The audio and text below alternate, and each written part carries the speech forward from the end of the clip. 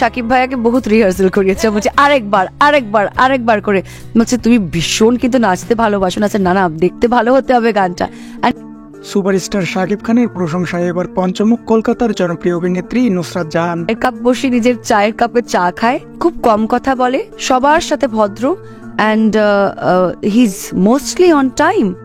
সম্প্রতি কলকাতার অভিনেত্রী নুসরাত জাহান মন্তব্য করেছেন বাংলাদেশি সুপারস্টার শাকিব খান সম্পর্কে। খুব শীঘ্রই মুক্তি পাচ্ছে জনপ্রিয় এই অভিনেত্রীর সিনেমা। তাই তো এক ইউটিউবারের সঙ্গে সাক্ষাৎকার অনুষ্ঠানকালে সেই ইউটিউবার তাকে প্রশ্ন করে শাকিব খান সম্পর্কে।